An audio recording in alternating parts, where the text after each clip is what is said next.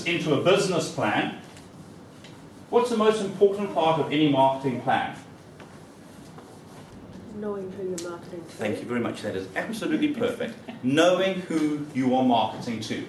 There is nothing more important in a business than knowing who you exist to serve. So, who do you exist to serve? The clearer you are on that aspect, the more successful your business will be. Now, it is such an important aspect that we call it a TCP, a Target Customer Profile. Okay? When you create a marketing plan, you create it with one person in mind, in the purest sense. Okay? In the purest sense, you create it with one person in mind. Who is your person? Who has, with the business plan that you're writing at the moment, who here knows who they're targeting? Great. Can you define for me? Tell me who you're targeting. People with a house. Okay. Who are you targeting? People who are selling their house. Fantastic. Good. Who are you targeting? People with special need in the house.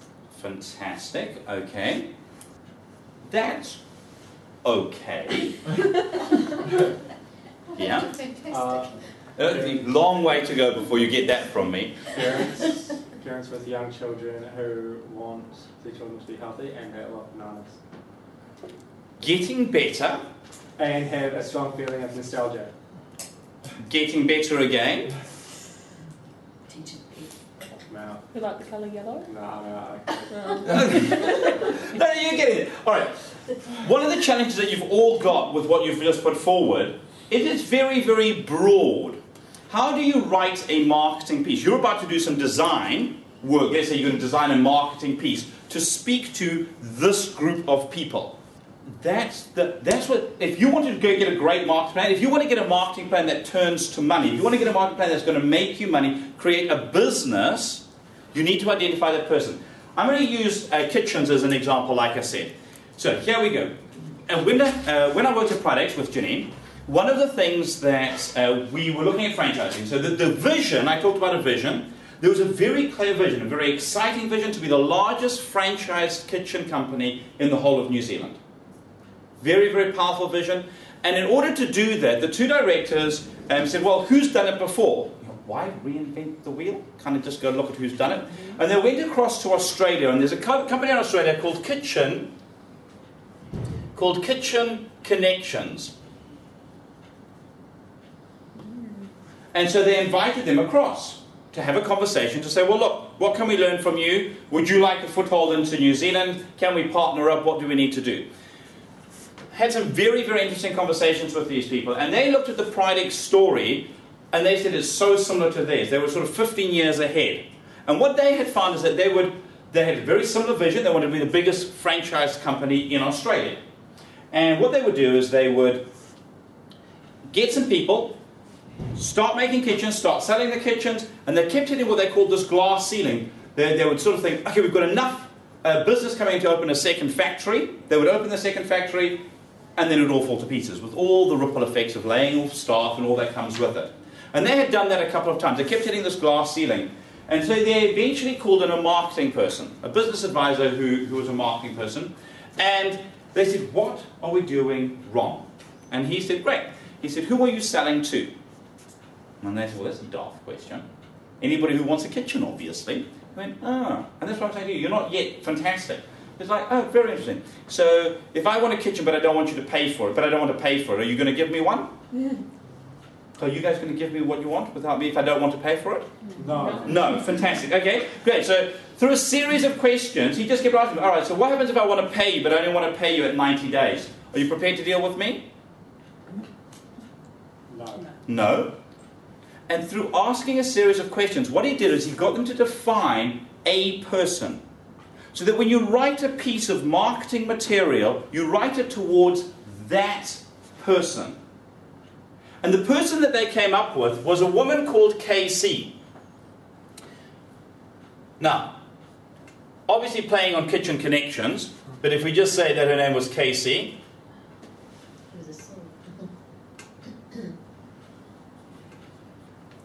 Okay?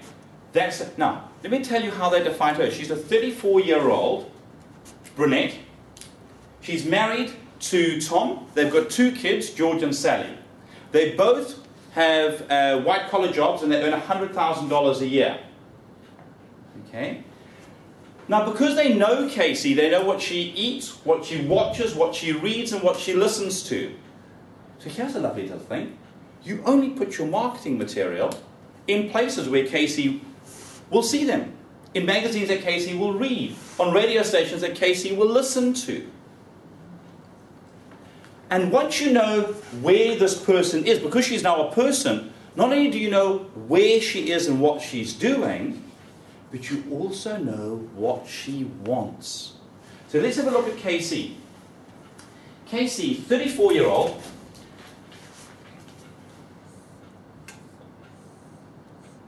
Now, that is all markets in the world look like that. Nice, interesting thing. Did you know all markets look like that? Nice and simple. Here we go. All right, so if you want a kitchen, where could you go to get a really, really cheap kitchen in the Manawatu? The cheapest kitchen you could buy. Mike 10 or Bunnings, absolutely. And they're appealing to mass market, okay? Now, some people want really, really expensive kitchens. In fact, we've seen some kitchens that people can spend more money on a kitchen than some people spend on a house. Okay? I think the most expensive kitchen we ever did was, what, about 80,000? It would have been the most 50 to 80,000. A lot of money. A lot more money than you would ever think of spending on a kitchen. Well, the average person. So they said, well, where does KC sit? And what they discovered is that Casey as a person, being a white-collar worker, where she was, she sat over here. She was just below that top level. However, she wanted to be perceived to be in there. She wanted people to walk into her kitchen and go, wow, that's amazing. Okay? So they said, great. If that's what she wants, let's give it to her.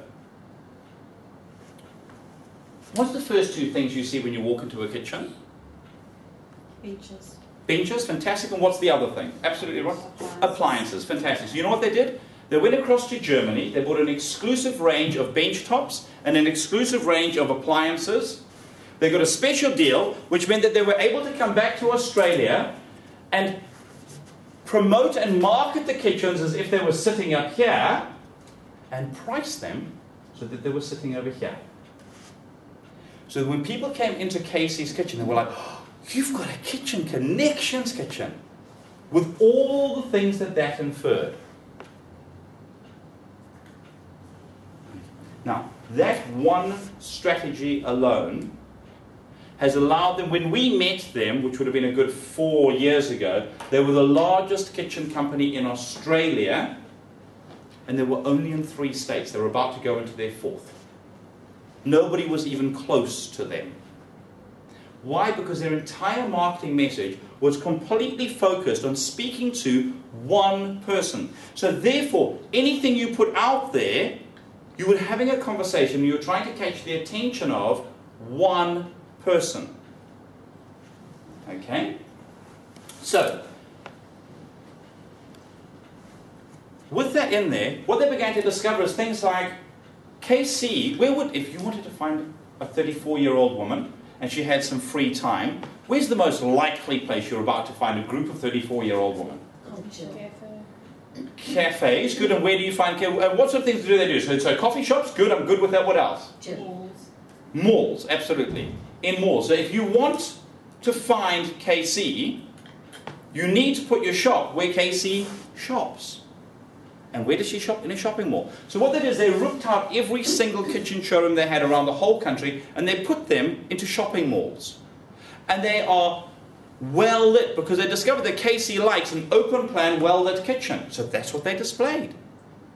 You see, if you're going to go and market to somebody, the clearer you are on who you're marketing to, the clearer your message will be, the more appealing your message will be. So So when you write this marketing plan, when you say, I am writing it for this person, it gives a lot of confidence to people in terms of, great, they understand their target market. A quick little demonstration. Yep. Mark, how do you get to defining KC? I mean, you know, how, as a business, do you get to define this one person that you're writing your marketing plan for? Fantastic. Okay. Yeah. And adding on to that, how do you describe them in your business plan? Like, do you refer to them as KC, or do you say target market? So my ideal target market is, and then you pick a sector. Okay, so you say my ideal target market is affluent woman earning between this and this. My ideal person I envisage being, and you come up with your ideal person. So for people in business, what I often say to them is, think about your best customer. If you could clone them, not that I'm condoning cloning, but if you could clone them, okay, who would you clone? Out of all the people you've dealt with, who would you clone? You're about to start a new business, okay? So in starting this new business, knowing the product you've got, who is it going to appeal to the most? So what age are they? Are they male? Are they female? Are they old? Are they young? Do you expect them to pay for it? Or are the market that you're targeting going to be funded by the government? Because you're going to have a very different business plan if you're writing a business plan relying on a target market that is funded through government to writing a business plan for wealthy people who can afford to do whatever they need to do to make their lives as comfortable as possible. Okay. So think about the big group that you're talking to and think about specifically in that group. Ideally, who do you want? And then try and create a personality. For your target market, who are you trying to catch? Who are you trying to catch? Because your entire marketing message, any designing that you do, will have to speak to that group of people. Let's take the people in the wheelchair example. You're designing a house for people in a wheelchair. If you're writing it for people who are going to get government funding, the sort of appeal factors, the sort of what I call attention triggers, are going to be things like, we will sort out all the paperwork. Do you think that would catch someone's attention? That you will sort out all the government paperwork. Okay. Now, if I was over here, all right, would that message appeal to me? Would it even beep on my radar? No. Okay. Because the message to somebody up here is, we will design this so that it fits in with the aesthetics of your house. It's going to make you as comfortable as possible. It's a totally different message to the people down here. You need to know who you are talking to. It is the most important part of your marketing plan, is who is this marketing plan written for. Okay? But then when you write your business plan, you need to be very, very clear on your branding side of things. Because the reality is, do you think that the Queen would go and buy jewellery from the likes of a Michael Hill in the mall? No, it's not going to happen, okay? It's not going to appeal to her at all. So when you think about your business plan, what appeals to these people over here, you know what appeals to them is exclusivity. The fact that no one else has got it. And why would I want to deal with a company who gives it to everybody? Yeah. So businesses that do attempt to deal with it, what we call, you know, if you go and tear your market and say, we're going to do disability over here, we're going to do the low end of the market over here, and we're going to do the high end of the market over here, if you are not able to clearly distinguish why and how you are different here to here to here, you're going to lose one of them because you're going to miss out on that.